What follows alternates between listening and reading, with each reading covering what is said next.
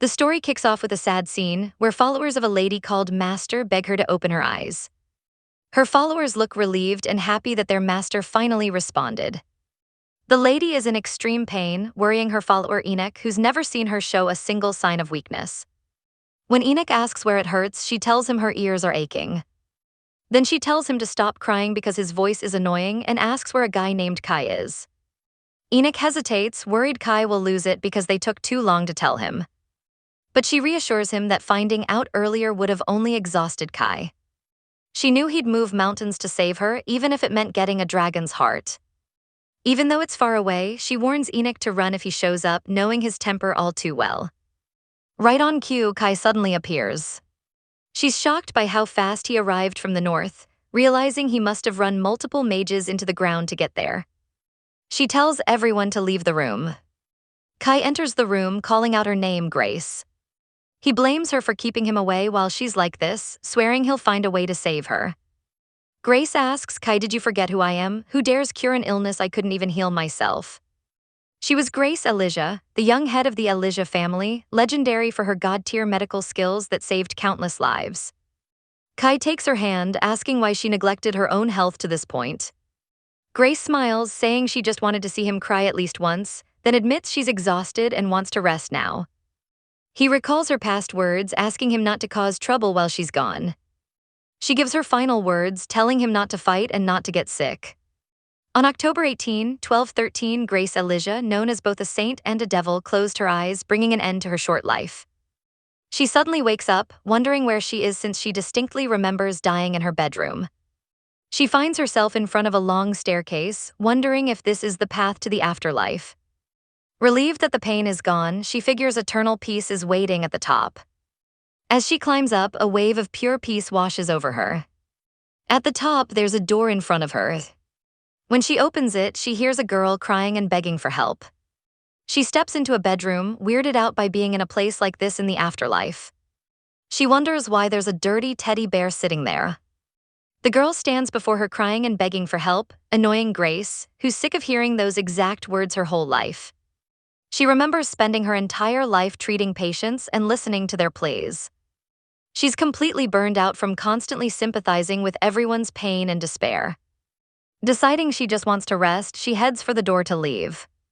Suddenly, the girl grabs her hand and a golden energy engulfs her. Grace hears her apologizing and thanking her over and over again. Feeling dizzy, she hears voices calling out to her before passing out. Grace wakes up in a brand new body, lying in bed surrounded by strangers calling her Ceres. They ask if she's finally awake. She wonders who these people are and where the heck she is. Spotting the dirty teddy bear from before, she realizes she's in that exact room. She jumps out of bed as a little boy calls her Big Sis. She looks in the mirror and confirms it's the face of the girl who was crying. She realizes she's been reincarnated into the body of a total stranger. After a full day, Grace finally wraps her head around the situation and accepts it. She figures out that what happened in the dark was her soul transferring into this woman's body. She's pretty pissed off that she got dragged back to life against her will after dying in peace. She discovers this girl's name is Ceres Draw, a 17-year-old baron's daughter. She lived a good life until her parents died in an accident, causing the family to fall apart. Ceres took her own life under the crushing weight of responsibility, or maybe because of a conspiracy. There's a knock on the door and a maid and a little boy walk in. The maid serves her some food. She scolds her for getting out of bed instead of resting. The maid tells the boy, Lord Antonian, to talk to her since he was so worried. He denies being worried, but the maid, Jay, insists he never left her side for a second. Grace, now in Ceres' body, notices the terrible state of the room and the food. The furniture is worn out, and the food served to someone who just woke up from the brink of death is literally dry bread and watery broth with nothing in it. This makes her realize just how terribly Ceres was being treated. The maid tells her this is the best she could put together. She adds that she even brought her own bread ration, but Grace refuses to eat. She gets up and heads outside, ignoring Antonian's calls. She tells him she's heading somewhere that's none of his business. Jay scolds Antonian for his constant nagging, saying it probably hurt Ceres' feelings. She notices he's genuinely worried about her, even if he pretends not to be. She tells him to go study while she heads out to do the laundry. He notices fresh flowers in a vase that previously held wilted ones. Grace walks outside, thinking about how bizarre this whole situation is. She literally woke up in a stranger's body 300 years after her death. She wonders what happened to the Elijah County she spent her life building, knowing Enoch and her disciples are long dead. She remembers her friends Ardia and Canel, realizing they're gone too. She feels a sting of sorrow knowing everything she built and everyone she knew are now just distant history. She hears a woman yelling at a maid for dropping her lady's clothes on the ground. She realizes the maid getting chewed out is the same one who just brought her food. The maid apologizes, saying the basket was too heavy. The other woman mocks her, snapping that she isn't some delicate noble lady to be whining about the weight of a few dresses. Grace realizes this bossy woman is the maid of Ceres' Aunt Agni, who took over the mansion after the Baron died. She decides to walk away before getting dragged into trouble. But then she hears the maid insulting her maid Jay and complaining about how she smells. She says a servant needs to pick their master wisely. Grace stops in her tracks and turns around in anger when she realizes the insult was aimed at her. The maid keeps mocking Jay for choosing a useless master like Ceres, saying she would have been better off dead. Grace listens as she calls Ceres a useless leech who just wastes food. Jay stands up for her lady and tells her to stop. The maid gets pissed at Jay's glaring. She raises her hand to slap her. Suddenly, dirty water gets dumped all over her. The maid screams, asking who did that, realizing it's gross mop water. Grace appears holding the mop bucket. The maid screams in her face, appalled by what she just did. Grace sarcastically shoots back that since she heard she's a useless leech, she figured she'd do the laundry instead of Jay. Then she adds she thought about washing her aunt's and the maid's clothes too, while they're still wearing them. Grace keeps mocking the maid and her two lackeys, saying they can just wash their clothes while wearing them, which upsets the maid, who tells her to stop joking around. She asks if that's impossible, then orders them to take off their clothes. She demands they strip down everything right now. Everyone is stunned, including the loyal maid, Jay. Grace asks why they're hesitating, while the maids think Ceres has completely lost her mind. Terrified, the maids back down and offer to do the laundry themselves. She agrees and takes the basket from Jay. She hands the basket over to the maids, ordering them to wash those two, then walks away wishing them good luck. The maids question what's wrong with Ceres, thinking her suicide attempt must have messed up her head. Suddenly, one of the maids screams after realizing the dresses literally turned to dust in her hands. Antonian storms into the room furious, asking his sister if she really ruined their aunt's dress. She completely ignores his anger and calmly invites him to sit down. Shocked by how chill she is, he asks if she at least prepared an excuse for their aunt. She pinches his cheek and scolds him for being rude and barging into her room without knocking. He admits his fault but wonders to himself why she's acting so weird. She keeps teasing him while he yells that she's acting crazy and tells her to stop treating him like a kid. She smiles as his reaction reminds her of her old friend Art. She remembers teasing little Art, who used to get mad whenever she called him kiddo. She reminisces about Art, who was shorter than her in Canel, and how he'd always pout whenever she treated him like a little brother. Antonian snaps her out of her thoughts, asking again if it's true she turned the dress into dust, which shocks Jay. Grace just flashes a mysterious smile and replies that she's wondering the same thing. Turns out Grace kept her power to rewind time. This ability, which earned her the title of Saint, lets her manipulate the time of any object or person. She never used it lightly, while rewinding small things like flowers was easy. Rewinding larger things came with a heavy price. That's why she couldn't reverse the terminal illness in her own past body. Antonian reassures her he knows his sister wouldn't do something like that.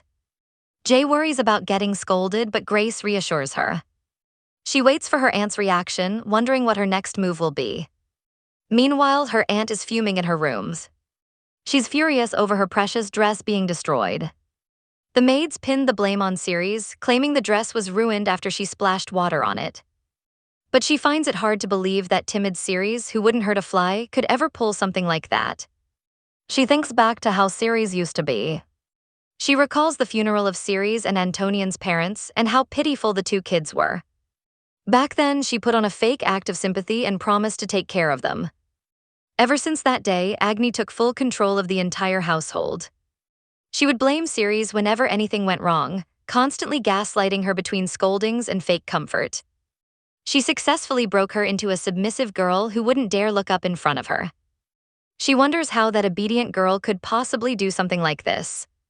Despite her doubts, she decides to see for herself. She orders her maid to bring Ceres over right away. Holding a letter, she smirks, thinking her niece might have actually lost her mind and that this meeting is going to be entertaining. Back in Ceres' room, both Antonian and Jay are super worried. Antonian decides he can't just sit around doing nothing while his sister is in trouble. He rushes out of the room straight to his aunt. In the parlor, Agni greets Ceres with a fake calm. She offers her tea, claiming she made it specially for her health. Grace feels suspicious, having expected a scolding, and wonders what her aunt is really plotting. She asks straight up why she was summoned, not buying for a second that it's just for tea. Agni notices the shift in Ceres' attitude, just like the maid said. She tells her a letter arrived from the sanatorium. Grace realizes this is the real reason she was called. The aunt shows a letter regarding Ceres' little sister, Yulia, who's staying in a sanatorium, surprising Grace, who had no idea there was another sibling besides Antonian. The aunt feigns concern over Yulia's condition, which isn't getting any better. Then she shows her an insane medical bill, making Grace wonder if the kid is really that sick. Thanks to her medical expertise, Grace notices that the prescribed herbs are ridiculously overpriced and completely useless for treatment. She questions what kind of bogus treatment method this even is. The aunt claims all their property is mortgaged to loan sharks and they have nothing left to sell. She suggests selling that shop on First Delassie Street. Turns out she's talking about an old, rundown soup shop. Antonian barges in, flat out refusing to sell the shop. The aunt gets annoyed by his interruption. He apologizes, explaining their parents left strict orders never to sell it. The aunt mocks him, asking how else they're going to pay for their sister's treatment. He says he'll discuss it with his sister. The aunt keeps ridiculing the idea of two kids coming up with a solution. Then she plays dirty, guilt-tripping him by asking if he wants his sister to die from delayed treatment. Antonian vehemently denies it. The aunt throws Ceres under the bus, claiming her terrible money management is the cause of all their problems. Antonian snaps back, calling his aunt a coward. He calls her out on pushing Ceres to borrow from loan sharks in the first place, taking advantage of Yulia's illness. The aunt tries to dodge blame, but Antonian insists she's the one who trapped his sister. He yells that she's the whole reason his sister ended up in that state, referencing her suicide attempt. He puts all the blame squarely on her. Losing her cool, the aunt calls him an insolent brat. She raises her folding fan to hit him. Grace steps in, grabs her hand, and uses her power to freeze the aunt in place. Writhing in pain, the aunt screams that her hand won't move. Grace sarcastically apologizes for being rude, but adds that she hates anyone touching what belongs to her. She squeezes her aunt's hand even harder, claiming her grip just slipped. The aunt screams in agony, realizing this isn't just a simple grip. Grace calmly points out that pressing specific pressure points hurts like hell, then tells her to give her some time. The aunt furiously refuses. Grace threatens that she won't sell the shop at all, adding that she'll think about it, shocking Antonian. After leaving the aunt's room, he asks why she said that. She ignores him and searches for the loan document Ceres signed. She's dead stunned to find out the annual interest rate is an insane 135%. She curses the previous Ceres' stupidity, wondering if she had a brain at all. She apologizes to Antonian, claiming her memory is hazy, and asks him to explain everything about that shop. Antonian explains that the shop is located on First Delassie Street, the busiest area in the capital, called Where Your Feet Rest, a spacious building sitting among luxury estates. Even though the menu only serves soup, its great taste and low price made it a haven for mercenaries. He reveals the founder was the first patriarch of the Draw family, a renowned mercenary whose dying wish was for this shop never to close down since it's a sanctuary for mercenaries. For generations, the Baron Draw family honored his will, taking care of the shop and keeping it safe. He goes on to explain that 3 years ago, after their parents passed away, Yulia collapsed from a mysterious illness. At Aunt Agnes' suggestion, she was sent to a sanatorium, and astronomical medical bills kept piling up ever since, forcing them to sell their assets one by one to pay debts until only this mansion and that shop were left. Grace deduces that if they don't sell the shop, they might lose the mansion too. Antonian panics, insisting there has to be another way. But Grace points out that there doesn't seem to be any other choice. Antonian clings to their parents' will, insisting they protect the shop no matter what. She hits him with a reality check, asking how they'll cover living expenses and next month's medical bills with no income from the shop. She realizes he tried so hard to protect the family on his own instead of relying on his unreliable sister. Even though she hates trouble, she decides she can't just abandon this little brat.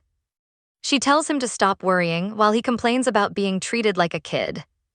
She pats his head and assures him she'll handle everything. She tells him to leave the heavy lifting to his big sis from now on. Then she gently nudges him out of the room, telling him to take a nap. He nervously asks what her plan is. She replies that she's going to see Yulia first. Antonian grumbles about her acting like a big sister all of a sudden, then chases after her. He tells her the sanatorium in Gore Village takes a full month on horseback to reach, and her body hasn't even recovered yet. But he's shocked when she vanishes right in front of his eyes. Meanwhile, at the Arnold Sanatorium, two nurses are talking about meal distribution. One of them mentions how happy the patients are to finally get meat after so long. But the other anxiously whispers that this meat is the absolute worst quality, stuff that usually gets thrown out. The head nurse scolds her and tells her to shut up, claiming their facility only uses top-quality ingredients. She asks her coworker if she checked whether the kid in the last room ate her meal. The other admits she just left it there because she was swamped. The younger nurse suggests going together to check. She wonders why they have to watch her eat every single bite. They open the door only to be shocked seeing Grace standing right there, and the nurse asks who she is. Grace recalls a birthday gift from her old friend, the former tower master Ardia. He had gifted her something resembling a black hole. He explained it was a subdimension, something even Kanal couldn't create. He described it as a personal vault bound to her soul that she could open anytime, enchanted with a preservation spell to keep herbs from spoiling. When she asked about its capacity, he proudly answered it was infinite. Inside this dimension, she found another gift. It was a teleportation scroll that allowed her to instantly warp anywhere she visualized. She remembered Ardia advising her to use it wisely when needed, never imagining she'd use it 300 years later. She tears the scroll while picturing Gore Village where Yulia is.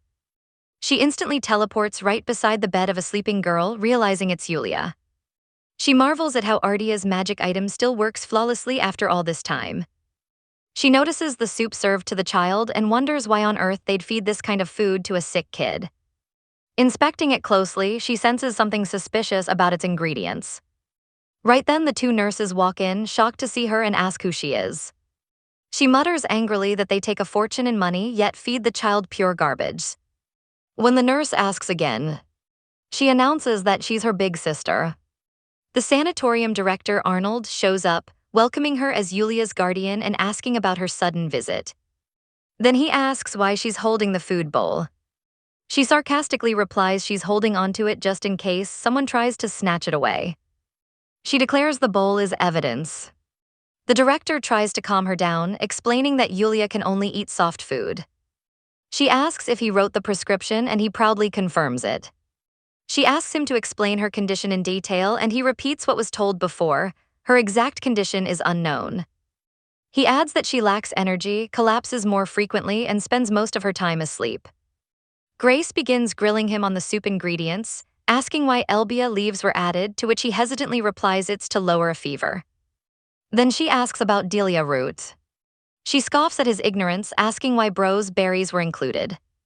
Confused, he answers that it's to stop bleeding.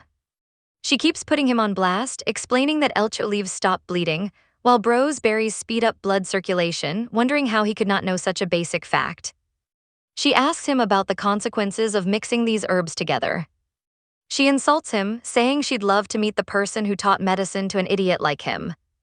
He gets angry, protesting that plenty of patients have recovered thanks to his prescriptions. She cuts him off, asking why he mixed herbs that turn toxic when combined. He denies it, claiming it's just healthy soup. She dares him to drink the soup himself. She orders him to finish the whole thing to prove it's safe. He hesitates, thinking she's just bluffing. He figures a single sip won't hurt. He takes the challenge and decides to drink the soup. But right before he does, Grace explains the poison's effects with a smirk. On a woman, it slowly drains her strength until she falls asleep forever. But on a man, it kills instantly. Terrified, he spits the soup out, denying such a poison even exists. She mocks him, saying if she were lying, he wouldn't have panicked and spat it out. She threatens to force-feed it to him. Suddenly, he changes the subject and asks why she's pushing this so hard.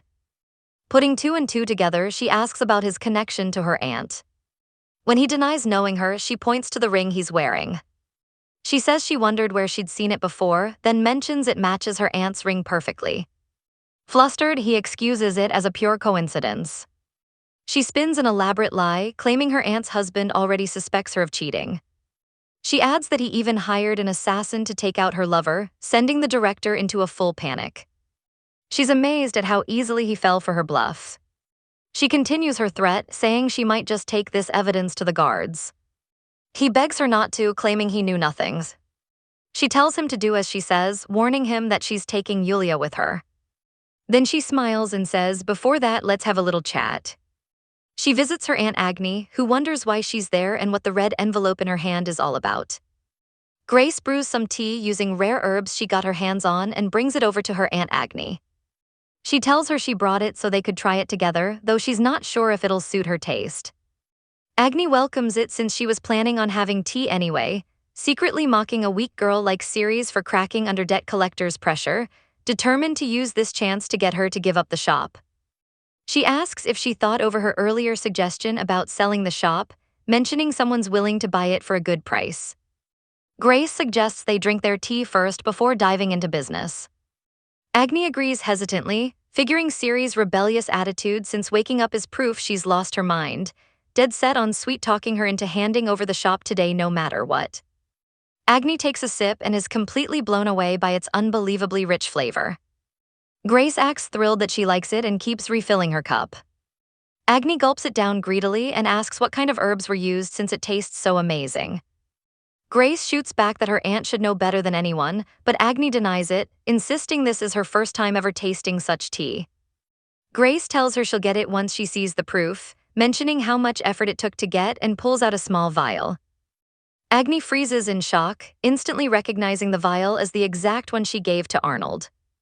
A flashback reveals that the vial contains a rare, secret poison Agni brewed herself using a special herbal blend, which she had handed to Arnold with instructions to mix a specific dose into Yulia's meals, explaining that small repeated doses slowly drain the body over time, while one big dose kills instantly.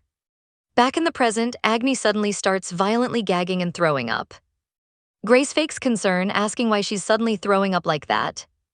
Agni furiously accuses her of poisoning her, but Grace acts hurt by the accusation, claiming she only shared a rare herb with her. Agni insists the vial contains poison. Grace takes out the vial, noting that her aunt's panic clearly proves she recognizes both the vials and what's inside them. Trembling, Agni asks how she found out and just how much poison was dumped into the tea. Grace mockingly asks if she really wants to know the amount, warning her she's in for a shock. She replies that she emptied the entire vial into the tea. Agni shivers and throws up even harder in pure panic. Grace remarks that maybe now she gets a taste of what Yulia had to go through. She tells her to quit throwing up, revealing she never put any poison in the tea to begin with, scoffing at the idea of turning into a murderer like her. Stunned, Agni accuses her of lying to her face. Grace explains it wasn't a lie but just a little test, revealing that director Arnold already spilled everything. She lists her aunt's crimes, supplying Arnold with the poison, ordering him to spike Yulia's meals with it, along with charging astronomical fees for unused herbs and pocketing all the money. She adds that Arnold even blew the lid on their secret affair. Agni explodes in rage over Arnold's betrayal, denying all charges and claiming it's a bunch of lies. Grace mocks her, telling her to stick to that story in court, and reveals she already handed the director over to the guards, making it impossible to align their stories. Agni asks if she even has solid proof to back up her claims. She argues that the word of a debt-ridden girl won't stand against a loving aunt who took in 2 orphans, asking who they'd actually believe. Grace remarks that she was hoping for at least some fake remorse, but maybe she should just thank her instead. Confused, Agni asks what she means by that. Grace reveals she knew she'd deny it and prepped something in advance, pulling out a purple orb wrapped in cloth. Agni recognizes it instantly in terror, panicking and asking if she plans to hit her with it. Grace clarifies that it's a vision orb, and though it looks a bit different, it recorded Agni's whole confession when she assumed Grace was bluffing. The orb plays back Agni's earlier words about how a girl drowning in debt can't match a compassionate aunt's word.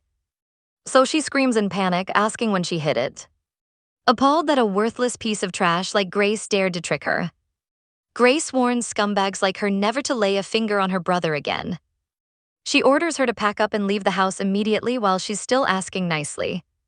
Then violently digs into her shoulder, making her aunt shriek in agony. Grace gives her just 1 hour to get lost. She thinks to herself that no matter how soft-hearted she might be, there's no way she's sharing a roof with an attempted murderer who tried to kill her sister. She turns to walk out as Agni begs her to wait, but the door slams shut in her face. Agni smashes a glass against her room wall in a fury, prompting terrified maids to rush in asking what happened. She screams in outrage, refusing to let a pathetic brat walk all over her, hurling more objects at the frightened maids. One maid notices something weird about her hair, and when Agni angrily demands to know what's wrong, she catches her reflection in the mirror and sees her hair turned completely white, screaming in utter terror and shock. Elsewhere, Grace calmly wonders how on earth her aunt got her hands on that specific poison formula. She recalls that back in her past life as Grace, this poison was secretly used by the imperial family, and leaking its formula was strictly forbidden even back then. She wonders if it's being circulated around again. She heads back to check on Yulia and finds her doing well. The maid reports that she already administered the antidote and that she's eating and sleeping soundly. Antonian notices his sister is in high spirits, figuring her morning errand went smoothly, and asks what she was up to. She tells him it was super important business and she handled it perfectly, while privately noting that there's still another matter left hanging. She heads to First de Lacy Street looking for the shop Antonian and Agni mentioned.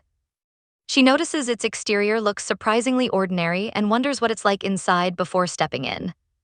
Inside, she finds absolute chaos with mercenaries caught in a violent brawl. She's utterly stunned, describing the place as total madness. The fight escalates after someone gets accused of cutting the line for soup, while onlookers cheer on the brawl and demand their own servings.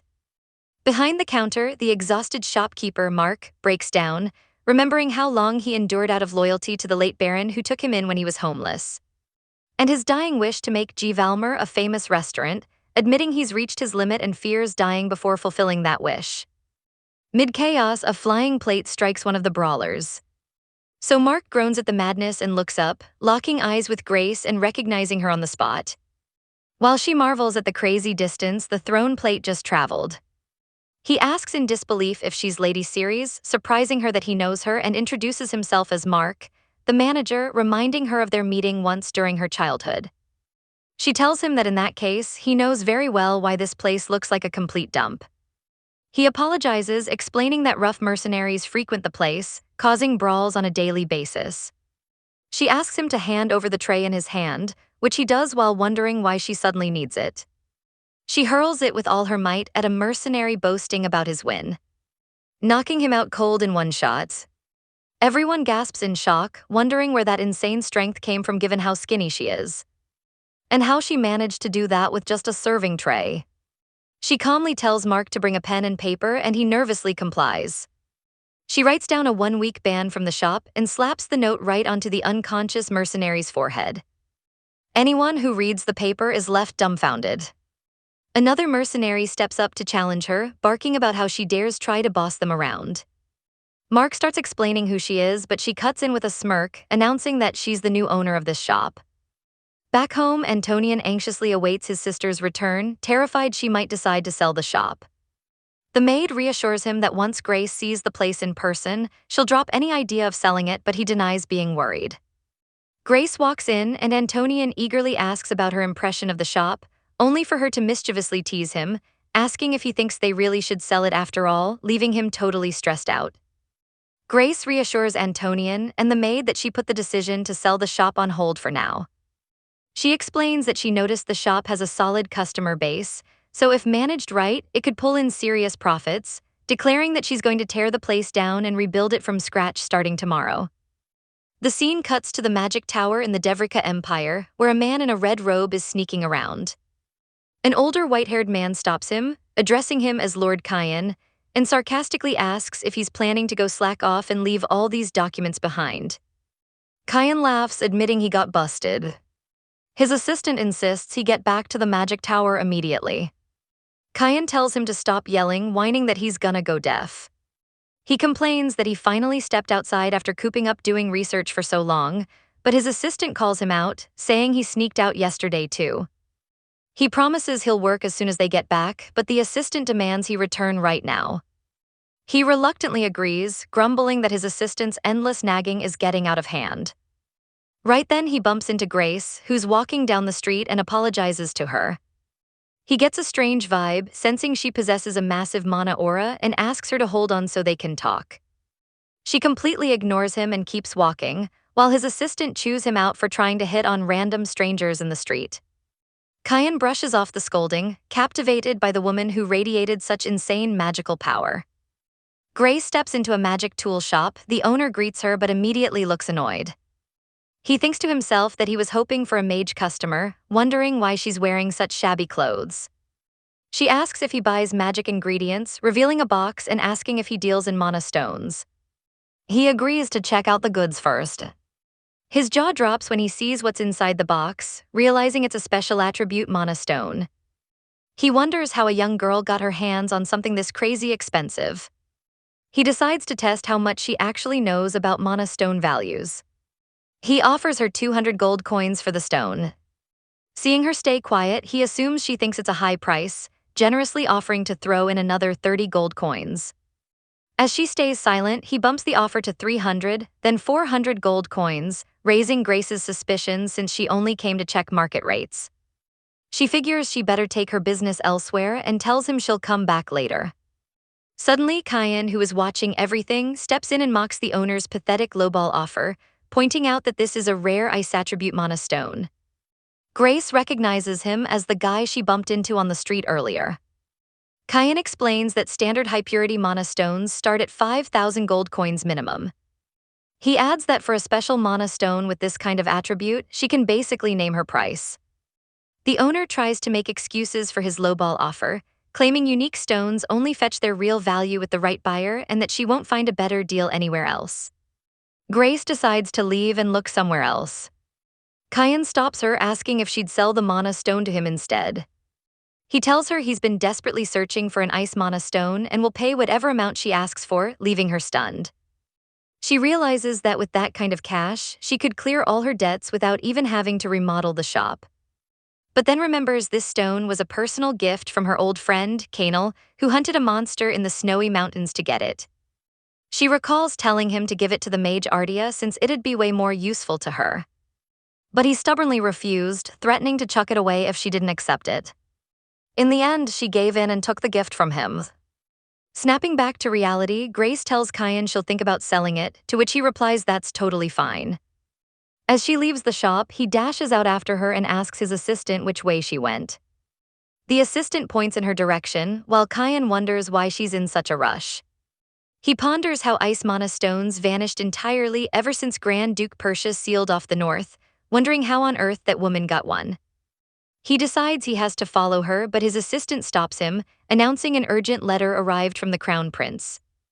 Kyan asks if it's from his brother, and the assistant replies that the Crown Prince orders him to attend the Imperial Council meeting in half a month, mentioning the Grand Duke might attend too. Kyan is shocked that that frozen Iceman is actually coming out of seclusion. At the Grand Duke Perseus' mansion in the north, a lone man walks down a snowy corridor. His assistant approaches a massive door, announcing he brought a letter from the Imperial Palace. Entering the room, the assistant sees the Grand Duke standing before an empty ice coffin and informs him His Majesty sent something along with the letter. Grand Duke Kanal appears, staring down at the empty coffin. The assistant notes that the Duke is visiting this room yet again. Long ago, after Countess Elijah passed away, he couldn't accept her death, using the Persia family's unique power to keep her body perfectly preserved. Things stayed that way until recently, when the preservation spell suddenly broke. Ever since, the Duke seemed to have lost all will to live, doing nothing but staring blankly at the spot where Lady Grace used to rest. The assistant tells the Duke it's an invitation to attend the Imperial Conference in 15 days to discuss the appearance of the Black Forest near the capital. He adds that the Emperor even sent the golden plaque along with the letter. It's explained that the golden plaque is the ultimate symbol of imperial authority in Devrika. Anyone who receives this plaque is bound to obey the Emperor's order unconditionally. The Emperor would never use it lightly since it can only be invoked once in his entire reign, leaving the assistant shocked that he burned it just to summon him.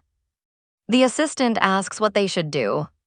After a brief silence, the Duke says he'll be leaving now. He asks when the conference is, and the assistant replies it's in 15 days. He orders preparations to head to the capital immediately. Meanwhile, at the Magic Tower, Kyan is sprawled out on the floor, whining to his assistant to find that woman, while the assistant demands he get up and work. Kyan screams that he's not moving a muscle until someone finds his blue rock, so the assistant mocks him, saying he's doing a great job mopping the floor. Kyan kicks himself for not buying the mana stone right on the spot. His assistant tells him they're already running background checks on that woman, telling him to be patient. Crown Prince Assyrian arrives, asking the assistant what nonsense Kyan is up to today.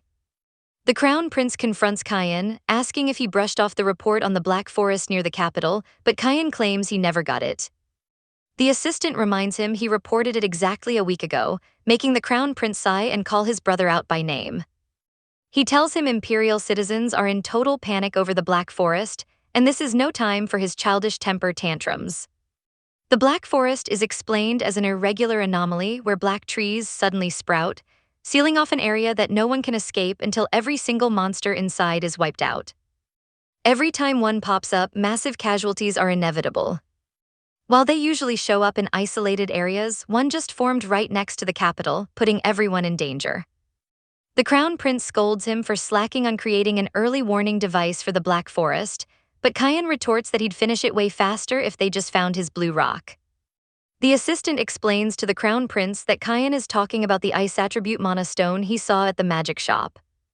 He explains that Kyan tried to buy it from a young lady but failed, and ever since he's been obsessively tracking her down, even giving the stone a nickname. The Crown Prince brushes it off, but the assistant Roka insists the stone is ultra-rare and confirms he's already assigned people to investigate.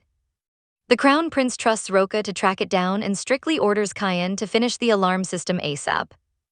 Before leaving, the Crown Prince warns Kyan not to even think about skipping the conference, reminding him the Grand Duke might actually show up. Kyan scoffs at the idea of that human iceberg showing up, but the Crown Prince drops the bomb that His Majesty sent the golden plaque to the Grand Duke, catching Kyan completely off guard. The Crown Prince reminds him he's an imperial prince before being a tower master, telling him to realize how serious this is and ordering him to definitely attend the meeting. After the Crown Prince leaves, Kyan is left lying on the floor, wondering what on earth is going on. A few days later, at the soup shop, a mercenary walks in yelling that he's starving and demanding some soup. He's caught off guard by the unusual dead silence filling the place. He wonders why the place is so quiet today, complaining that it completely ruins his drinking mood. When he starts shouting for service, his buddies quickly hush him, telling him to shut his mouth before they all get kicked out. The mercenary is baffled by their reaction, so they ask if he hasn't seen that yet.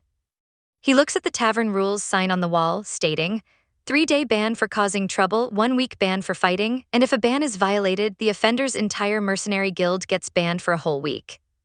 The final rule states that if these rules aren't respected, the shop will close down permanently. Stunned, he asks who came up with these crazy rules. His friends point toward Grace sitting behind the counter, saying she's the new boss of this place. The vice leader of the Black Mercenary Guild route storms into the soup shop to tell his master that it's no time to eat and he has to attend the Imperial Council meeting in a few days. But the guild leader, Scar, completely ignores him while happily slurping his soup, wondering why it tastes so ridiculously good today, infuriating his vice leader who shouts asking if he heard a single word. It's noted that the Black Mercenary Guild is the top-ranked guild in the Devrika Empire, boasting massive fame even beyond its borders. Thanks to his high status, the guild leader regularly received invitations to attend Imperial Council meetings for crucial matters. Scar asks his vice leader to go in his place, but Rout flatly refuses, emphasizing that won't fly this time since the agenda items are way too critical. Scar brushes it off, guessing the meeting is just going to be the usual request to help defend against the Black Forest. Then he completely ignores his second-in-command and orders another bowl of soup, making Rout snap and ask just how many bowls he's downed already. Scar excuses himself, saying he hasn't had this soup in a while and couldn't resist, mentioning he's eaten here for over 20 years, but it's never tasted this heavenly. He turns to the maid, Jay, noticing he's never seen her before, and asks if she's a new hire. She explains that Mr. Mark got injured and can't cook right now, so they're running the shop in his place, leaving him surprised that the head chef got hurt. He wonders to himself, then who the heck made this incredible soup? It turns out Grace was tasting the soup, recognizing without a doubt that familiar flavor. It was the exact soup recipe she personally created for her patients back when she was still Grace. A recipe she perfected through endless research in an effort to make something both nutritious and delicious. She wonders who on earth is using her signature recipe as their main dish here. Jay comes over to tell her there's a new order for 2 more bowls, surprising Grace with how crazy the demand is. Jay says everyone keeps ordering because the soup is ridiculously good today, praising her god-tier cooking skills, while Grace thinks to herself it's only natural after cooking it thousands of times. She expresses how glad she is that they like it, promising to get the orders out right away. At the end of the day, just as she and Jay are packing up to leave, someone calls out to them. It's Mark, the shop manager, showing up all bruised with his arm in a cast, so she asks why he came. He tells her he was too worried to just sit at home, but she tells him he worries way too much. She scolds him, saying all this hassle happened because he got hurt in the first place, prompting him to bow and apologize profusely. She asks him about the soup recipe and who originally came up with it. He answers that he simply inherited it from the late Baron, who only told him it was a prized family heirloom passed down through generations. She finds that super weird, wondering how her recipe could be passed down by the Draw family, who didn't even exist 300 years ago. He keeps apologizing, claiming he just tripped down the stairs and has no excuse. She suddenly cuts him off and asks point blank, "Who beat you up?" leaving him stunned. She tells him those injuries couldn't possibly come from falling downstairs, asking if he seriously thought she wouldn't notice. He asks in total disbelief how she could tell. She explains that judging by the fracture angles and the placement and size of the bruises, there's no way it was an accidental fall. She demands to know who did it, so he hesitates and apologizes, confessing he was trying to handle it on his own. It turns out a gang of thugs jumped him, so she puts on her cloak and heads out to get payback. She walks into another tavern, where a guy looking like the owner tells her they're closed for the day. She spots a group of men playing cards and asks if they're the scumbags who jumped her restaurant employee. The men laugh in her face, admitting they beat up the soup restaurant guy earlier.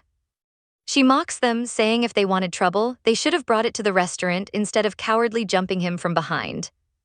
She keeps provoking them, asking if they were too chicken to walk into the shop because it was packed with Black Guild mercenaries, calling them a bunch of cowards. Their boss loses his temper, asking if she's lost her mind, and orders his goons to bring her over right now. Flashing a daring smirk while gripping a wooden bat, she challenges them to bring it on. The scene shifts to the Imperial Palace, where nobles gather, wondering why they were urgently summoned and guessing it's about the Black Forest again. Everyone, including Rout, waits for His Majesty the Emperor to arrive. The entrance of the Emperor and Crown Prince Assyrian is announced. The Emperor takes his throne, thanking everyone for their hard work and dedication to the Empire.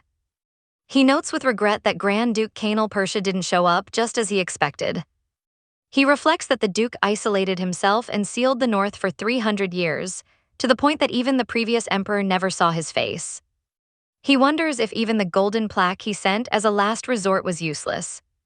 The Crown Prince suggests getting started, and the Emperor agrees, just about to declare the Imperial Assembly open. Suddenly the doors swing open, announcing the arrival of His Highness Grand Duke Canal Persia.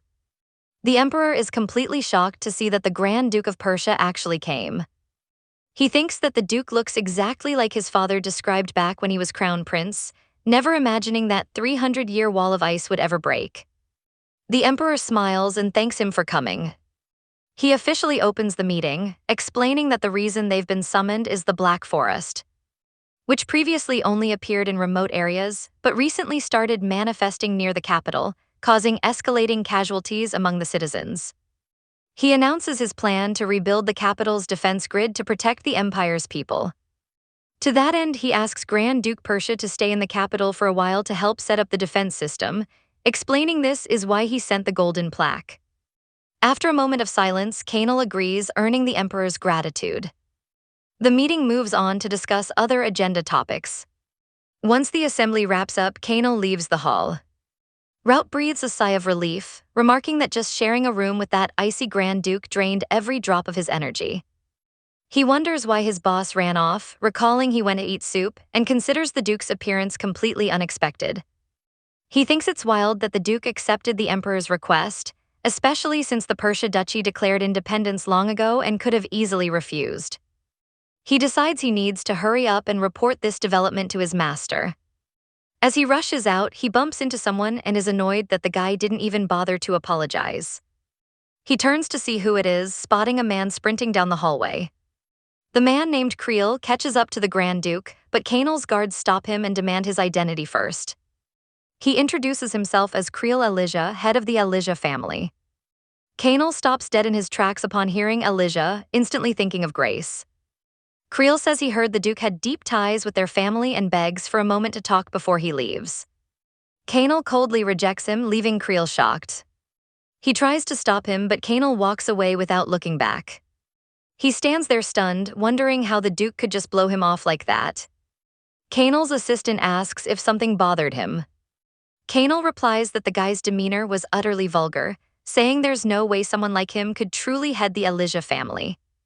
He adds that the guy looked like he'd struggle to hold a pen, let alone a sword.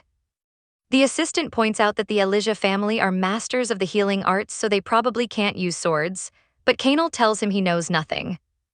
He explains that although their healing arts overshadow everything today, the Elijah family was originally a family of swordmasters, and among every single member of the Elijah family, the one hailed as the absolute sword prodigy was none other than Grace. The next morning, Grace wakes up feeling refreshed after exercising her body for the first time in a while her brother appears swearing he'll never do that again. The maid Jay walks in with wash water, asking if she slept well. A man also asks for permission to enter, and she welcomes him in. He introduces himself as Colin, the head butler of the Draw household. She asks why he's here so early, and he answers that inspecting the servants' duties is part of his job. She smiles, noticing he's genuinely different. It's revealed he served the Draw family for generations, but his upright nature earned him Agnes' hatred and got him fired, only for him to recently return to the mansion. Ever since his return, the mansion has become noticeably spotless. Thanks to his thrifty management, they now have some breathing room in their living expenses, making her think paying off the interest will be a breeze. She suddenly gasps as she dips her hands in the water, complaining it's freezing, so Jay worriedly asks if it's too cold. Colin explains he ordered the servants not to heat the water since they need to cut down on heating costs. Antonian bursts into the room shivering, yelling that the water is ice cold, while his sister complains that the teddy bear she threw away came right back, concluding it must be a cursed doll. Head butler Colin tells Antonian that cold water is great for his health, explaining he fixed the teddy bear instead of tossing it since it was still in good shape, while Grace thinks to herself that his extreme penny pinching is getting out of hand. Then he suggests Lady Ceres get ready for work, making her scoff internally that he's basically rushing her to go make money, before he wishes her a safe trip. Arriving at the soup shop, she finds a massive crowd and wonders what's with all the hustle and bustle. Turns out the shop has become the hottest, most popular spot in the capital lately. Jay rushes over in a panic, telling Lady Ceres there's an order for 10 more bowls of soup, leaving Grace wondering what sparked this sudden surge of customers. Jay explains that high society is buzzing with a rumor that a young lady with a chronic illness was completely cured after eating their soup. Grace couldn't care less. As long as business is booming, she's happy, even promising to treat Jay to something tasty behind Colin's back if they wrap up early, making the maid cheer with joy. Meanwhile, some of the veteran mercenary regulars are grumbling, with one whining that he never expected to wait in line for soup, while another mourns that their hidden gem got discovered. They notice even nobles are waiting in line, and getting a meal here has become a hassle, wondering how long this ridiculous noble trend is gonna last. Changing the subject, they chat about news that the Grand Duke of Persia arrived at the Imperial Council. One of them gasps, "Did that monster really come to the capital?" While another adds that rumors say he still looks like he's in his 20s. They wonder why he showed up after 300 years of never leaving the north, so one jokes that maybe he just came for the soup. His buddy laughs at how dumb that sounds, while Grace listens in with a smirk. Elsewhere, Assistant Dell serves a bowl of soup to his master Canel, explaining he heard it's all the rage in high society these days. He mentions he grabbed some on his way back, hoping it suits His Highness's taste. Canel replies he isn't interested, reminding him he said not to bring meals today, but Dell points out he skipped meals yesterday too. His master warns him not to repeat himself, but the assistant insists that the Duke has literally had nothing but water since arriving in the capital. He begs him to take care of himself for his sake as his aide, then gets ready to leave. Canel glares at the bowl in annoyance, wondering what the point of eating a pointless meal even is. He remembers Grace scolding him for skipping meals, insisting he take at least one bite of the soup she made for him. Snapping back to the present, he thinks about the weird coincidence that what his aide brought is also soup, just like what that woman used to make. He wishes he could taste her soup just one more time. He takes a bite and freezes in shock. It tastes identical to Grace's soup. He shakes his head, thinking it's impossible and that he must be losing his mind.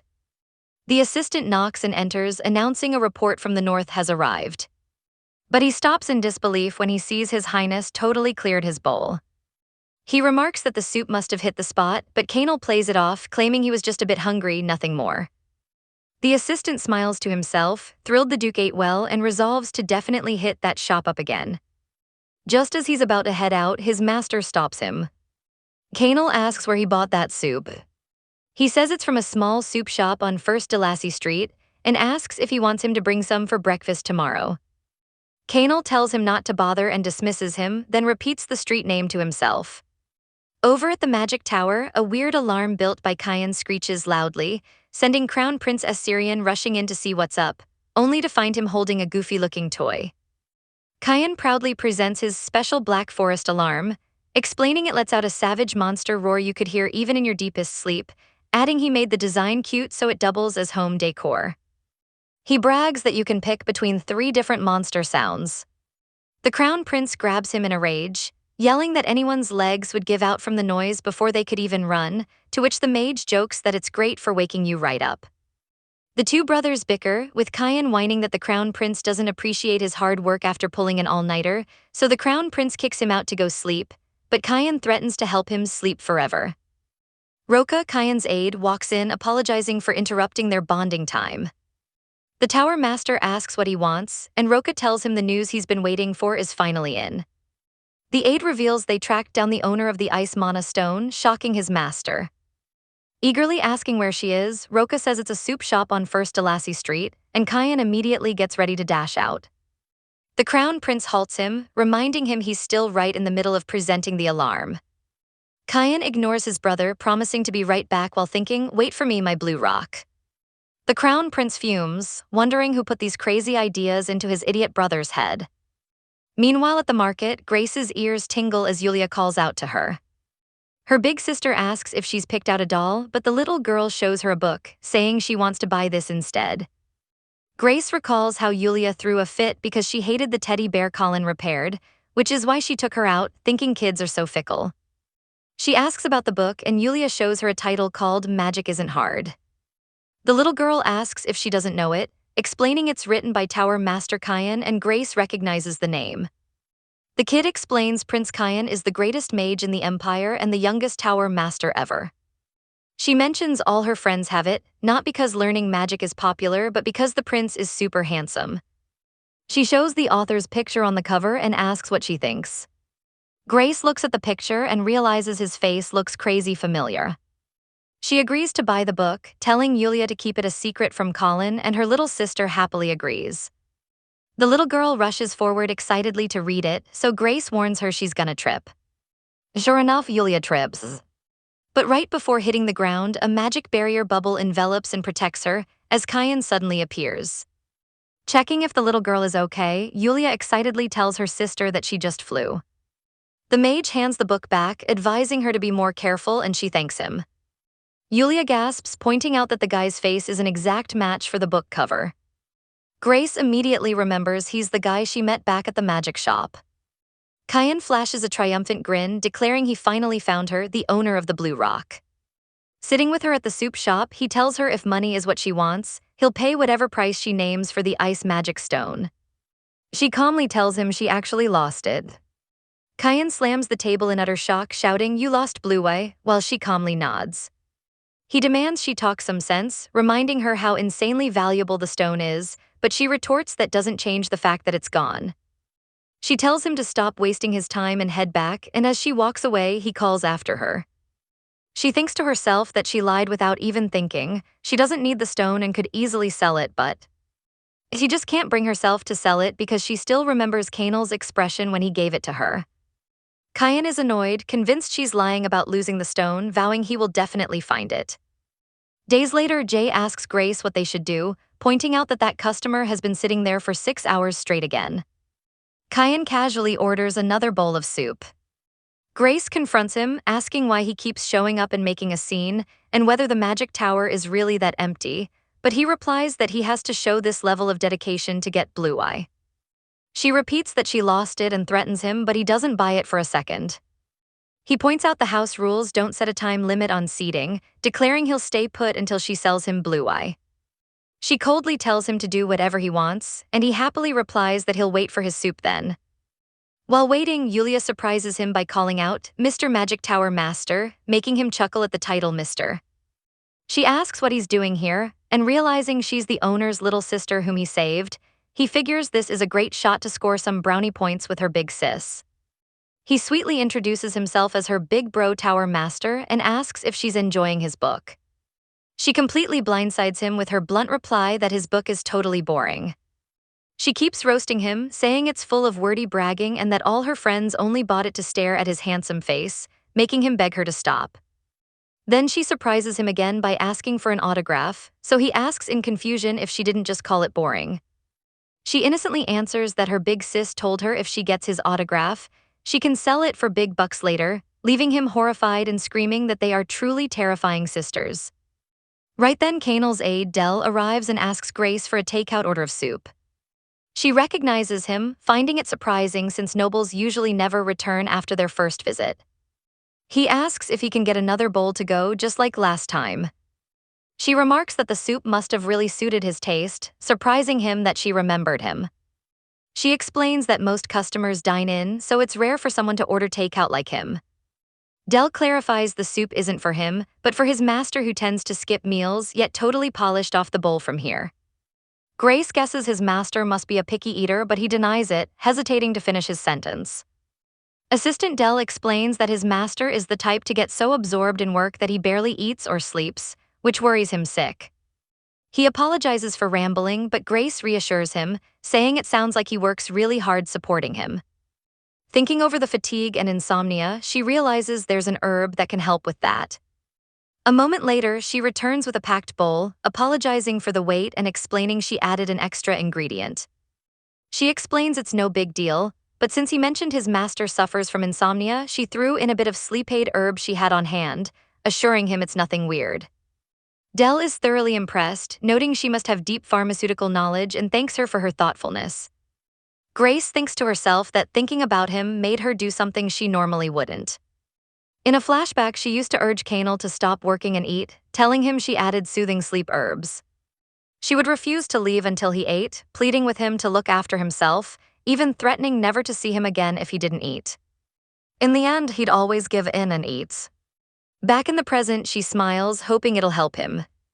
At home, Grace complains she couldn't sleep well from the cold, and maid Jay tells her the butler ordered the heating not to exceed 18 degrees, making her grumble that that's way too extreme, especially with kids in the house. But looking on the bright side, thanks to that, they've saved some money and the shop is finally stabilizing. Just as she's thinking she might finally live a peaceful life, Jay bursts in and asks her to step outside for a second. She says a customer barged in demanding to see the shop owner. Grace sighs, thinking it's that guy Kyan again, wondering how many times she has to tell him to come after opening hours. But walking out, she's stunned to see Kanal sitting there waiting for her. He coldly asks if she's the owner of this place. She freezes in place from shock, muttering his name in disbelief. He asks who made this soup, explaining it tastes exactly like what he used to eat in the past. He asks how exactly she cooked it, making her think, it's been 300 years and you still remember the taste. She feeds him a lie, claiming she used a family recipe passed down through generations in the shop, and that any resemblance in taste must just be a coincidence. Kanal considers questioning the chef but brushes it off, convinced there's no way there could be any connection to Grace. He tells her to forget it and orders a bowl of soup. Jay says it's not ready yet, but Grace tells her to ladle it straight from the pot. Jay notices the intense look her lady is giving that customer. She realizes it's the exact look of someone seeing someone they've deeply missed. Kanal wonders why this woman is staring at him like that, while Grace thinks he's a jerk for actually remembering her soup after 300 years. He asks if she has something to say, and for a second she thinks about telling him the truth. But she holds back, knowing he'd never believe her, and decides to keep playing dumb for now. She laughs nervously and says it's nothing, taking the soup from Jay to serve him. She serves the soup and tells him to enjoy his meal. Watching him eat, she thinks he's eating pretty well compared to his picky past self. But then she spots him picking out a piece of pepper from the soup and setting it aside. Her jaw drops, internally screaming, "Hold on, that jerk. It's been 300 years and he's still picking out the peppers." She mutters under her breath that he still can't eat peppers, so Kanal abruptly stops eating and asks what she just said. Right at that moment, Kyan bursts into the shop, declaring he's gonna spend his whole day here from morning until. He freezes mid-sentence when he catches Kanal's face. He recognizes him from an imperial portrait he saw as a kid. He yells Iceman, leaving Grace confused by the nickname. Kyan confronts Kanal, blaming him for ice ingredients being so scarce because he sealed off the north, adding that the only piece he managed to find belongs to Ceres. Grace grabs Kyan and drags him away, telling him to shut up and follow her. She begs him not to mention Blue Eye in front of the Grand Duke, promising she'll search hard for it. He asks why, whispering to ask if she stole it from him, so she shushes him to keep his voice down. She looks back anxiously, praying Kanal didn't overhear their conversation. She asks Jay where that customer went, and Jay tells her he left as soon as he finished eating. Grace gets all flustered and annoyed, wondering how he could just up and leave when she wasn't done talking to him. She suddenly feels a pang of sadness that he didn't even say goodbye. At the Imperial Palace, the Emperor kicks off the council meeting, wondering when Kyan will arrive since he was supposed to make an announcement today. The Crown Prince decides they should start without him, but a deafening noise suddenly cuts them off. A noble orders the guards to protect His Majesty, while the Emperor asks the Crown Prince where that racket is coming from. With someone guessing it sounds like a monster's roar. The guards storm into the hall on high alert. Kyan pops up out of nowhere holding a dragon-shaped alarm, announcing he finally finished the Black Forest warning device. Silence falls over the hall as everyone stares at him in total confusion. He asks his brother, the Crown Prince, if he did a great job. The Crown Prince angrily snaps at him to shut up and sit down. Kyan apologizes for spooking everyone, explaining he just wanted to demonstrate how the device detects the Black Forest ahead of time. The nobles marvel at the ability to predict the Black Forest, so Kyan explains the alarm triggers when it senses mana leaking past a certain threshold right before the forest manifests. The Crown Prince comments that the design is way too flashy for a simple alarm. Kyan insists on distributing it like this, explaining he redesigned it to look cooler after the Crown Prince called the first draft a toy. The Crown Prince rejects it, ordering him to simplify the design to cut production costs, but Kyan refuses. He reveals he anticipated his brother's pushback, so he already mass-produced them and stashed them in the magic tower, driving the Crown Prince nuts. Kyan reassures him he made plenty to go around. He asks if anyone has questions about his genius invention. When no one speaks up, he assumes his invention is so perfect there's nothing to say, but Kanal cuts in saying he has a question. He asks what minimum size of a black forest the device reacts to. Kyan answers that the minimum is village-sized based on centuries of data, believing that's enough to prevent major casualties. Kanal questions how he can be sure an anomaly won't occur, But Kyan replies that anomalies always show warning signs, and the Black Forest hasn't shown anything abnormal yet. Kanal insists they must prepare for even the slightest possibility since there's no guarantee it won't happen down the line. The crowd whispers that the Grand Duke is being overly cautious. The Emperor steps in, saying the Duke makes a fair point and they'll look into it later. The Emperor wraps up the meeting and orders the alarms distributed to the citizens. The Crown Prince thinks to himself that Kanal is razor sharp and definitely didn't come just because of the golden plaque. Kyan decides to go grab some soup after the meeting wraps up. A few days later, Grace and Jay receive a dragon-shaped alarm, wondering if this childish toy is seriously the Black Forest warning device. Jay confirms the Imperial Palace manufactured and distributed it. Grace wonders what kind of idiot designed this and why they wasted their craftsmanship on something so unnecessary, while Kyan's ears itch elsewhere. Grace doubts its usefulness, but figures they'll find out if a Black Forest ever appears, skeptical that one would ever pop up right in the middle of the capital. They get back to work, and when a customer orders another bowl of soup, the alarm suddenly responds, "Yes, yes, Tilda," right away. Out of nowhere, the dragon's eyes glow, letting out an eerie sound and a purple aura.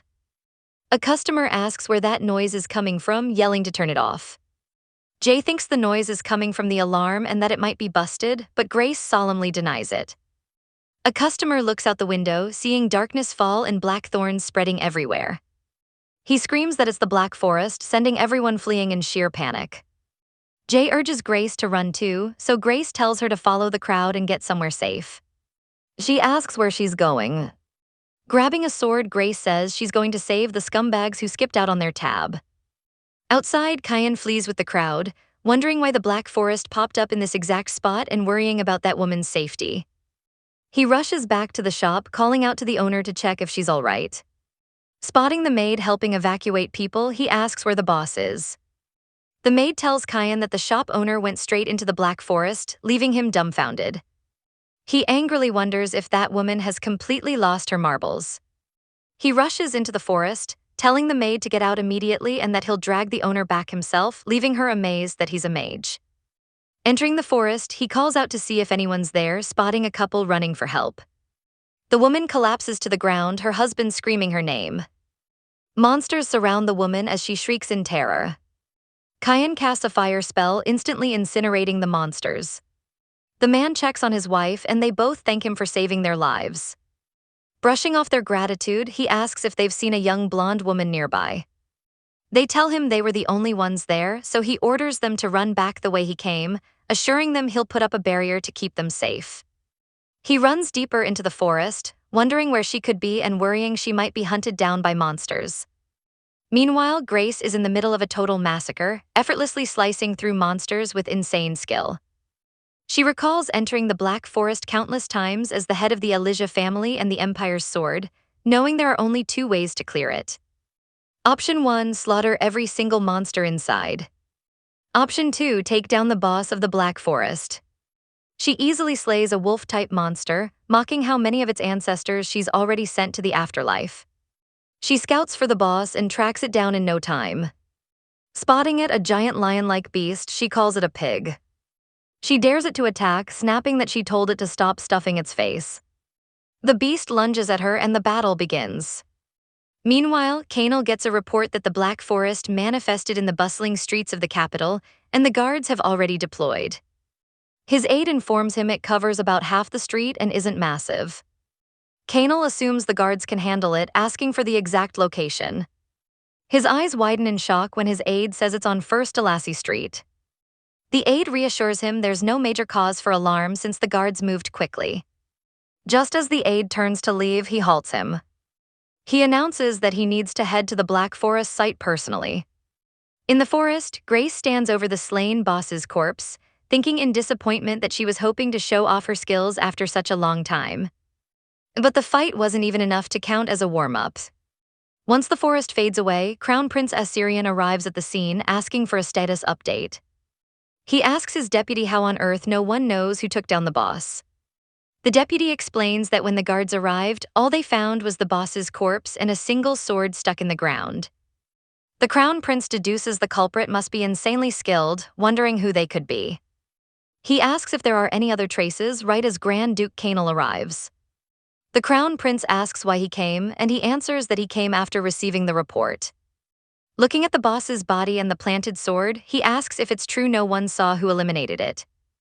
The deputy confirms they asked around, but there were 0 witnesses. Canal inspects the sword cuts on the corpse, instantly realizing they definitely belong to Grace.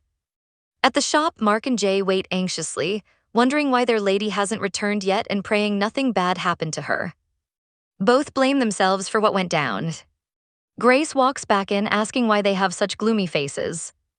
They rush over, relieved to see she's safe, with Jay scolding her for stepping into such a dangerous place, but she replies she made it back in one piece. Mark asks about the mage, making her wonder if he means the Tower Master and why they're suddenly asking about him. The maid explains that the Tower Master dashed into the Black Forest looking for her, to which she replies she never ran into him. Jay spots Kyan heading over. He rushes up to Grace, grabs her, and angrily shouts at her.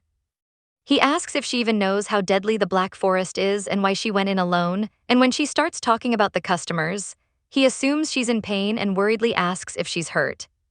She explains she went to catch the customers who dined and dashed without paying, leaving him totally flabbergasted. He yells in her face, appalled that she walked into a deadly forest all by herself just for some pocket change. She pinches his hand, telling him she's totally fine and to quit whining. She thanks him for worrying about her. Since he went through unnecessary trouble because of her, she offers him a free bowl of soup later.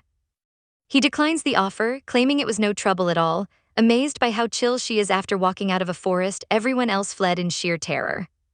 He wonders to himself who she really is. Grace changes the subject, asking when the healers will arrive. She points out that whenever there are casualties in the capital, the medical staff from House Elijah should be the first on the scene. Kyan agrees but adds that House Elijah is always a problem, shocking her with his words. The Elijah medical team arrives, and he comments that they always drag their feet despite getting the biggest state funding, making Grace call them a bunch of slackers. One of the healers grumbles that the injuries don't look serious, questioning why they're even here. He suggests to his buddy that they go grab drinks once their shift is over. Grace watches them, wondering if these guys are seriously from House Elijah. An injured man approaches, asking when he can get treated because his wound hurts like crazy. The healer rudely snaps at him to wait, threatening to send him to the back of the line, so the poor man apologizes. Kyan gets pissed hearing this, but another female healer steps forward and intervenes. She confronts her colleague, asking what he thinks he's doing to a patient. She chews him out, saying the man is seriously hurt, and instead of prioritizing his treatment, he's scolding him. Her colleague sneers, telling her to handle the treatment herself and mockingly calling her the kind-hearted big sister. Kyan remarks that it seems not all healers in House Elijah are rotten. Grace fumes inside, wondering how on earth the House of Elijah she built ended up in this pathetic state. The head of House Elijah, Creel, arrives and everyone greets him. He congratulates everyone on a job well done. Then spots second Prince Kyan and greets him. But Kyan completely ignores him, while the head of House Elijah wonders who Grace is. Sizing up the situation, Grace glares at him, thinking to herself that he's the scumbag responsible for turning House Elijah into this absolute mess.